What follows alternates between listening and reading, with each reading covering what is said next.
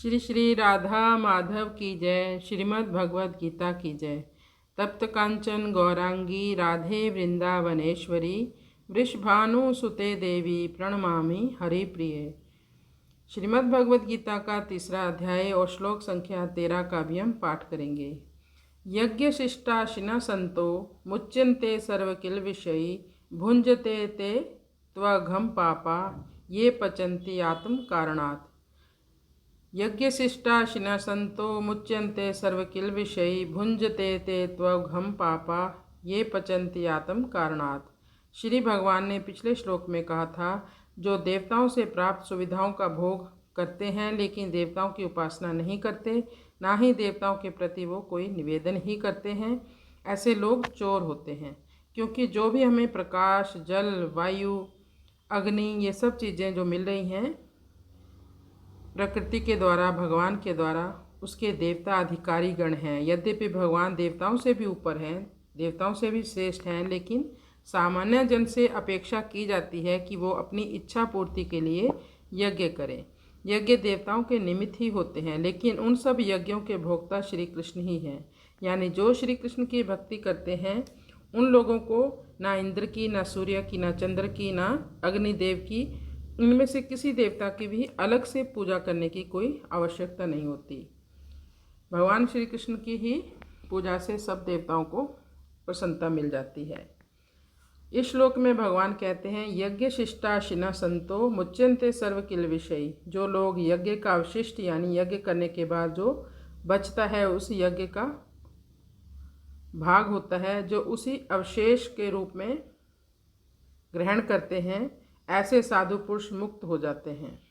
यानी भगवान को भोग लगाने के बाद जो पाते हैं वो मुक्त हो जाते हैं समस्त प्रकार के पापों से। लेकिन जो व्यक्ति ना तो यज्ञ करते हैं, ना भगवान को धन्यवाद ही करते हैं, लेकिन जो भी उनको सुख सुविधाएं प्राप्त होती हैं उनका भोग वो अकेले ही कर लेते हैं, ऐसे लोग पाप कर्मों में लिप्त हो जाते हैं।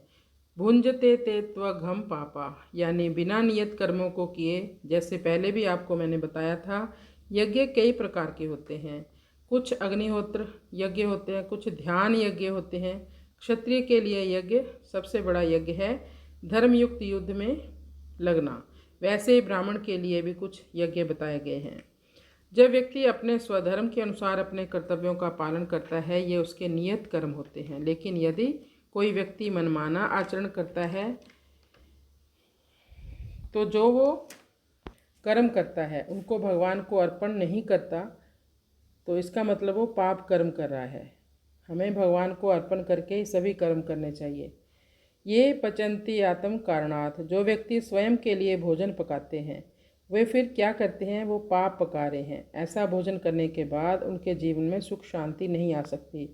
हम जब भी भोजन बनाएं बस ये सोच के बनाएं कि ये प्रभु के लिए मैं प्रसाद बना रही हूँ, तो आपके लिए वो भगवान का प्रसाद बन जाएगा, महाप्रसाद बन जाएगा। फिर आपके जीवन में आपका परिवार सब सुख शांति से भरा रहेगा। यानी जो व्यक्ति चोर है, यानी भगवान की संपदा को अपनी संपदा मानकर भोग करता है, बिना भगवान को भोग लगाए उसको खा जाता है, वो कौन है? वो चोर कहा है उसको। वो सुखी नहीं रह सकता। यानी मनुष्य जितना स्वार्थी होता है उतना ही पापी भी होता है। तो जो भक्त होते हैं वो बिना भगवान को अर्पित किए, भगवान को समर्पण किए कोई भी वस्तु ग्रहण नहीं करते। इवन कि आपके घर में अगर कोई साड़ी भी आ रही है तो वो भी हमें भगवान को निवेदित करके ही पहनना चाहिए। कोई भी नई चीज़ आ रही है, क्या आपका क्या लगेगा? तुलसी पत्ता रखो, भगवान के आगे रख दो, बस उसको भगवान ग्रहण कर लेंगे, तो आपके लिए वो महाप्रसाद बन जाएगा। भक्त तो हमेशा यज्ञ करते रहते हैं, जैसे श्रवण यज्ञ, कीर्तन यज्ञ, संकीर्तन यज्ञ, पूजन अर्चन यज्ञ। भगवान की प्रसन्नता के लिए किया गया कार्य यज्ञ कहलाता है।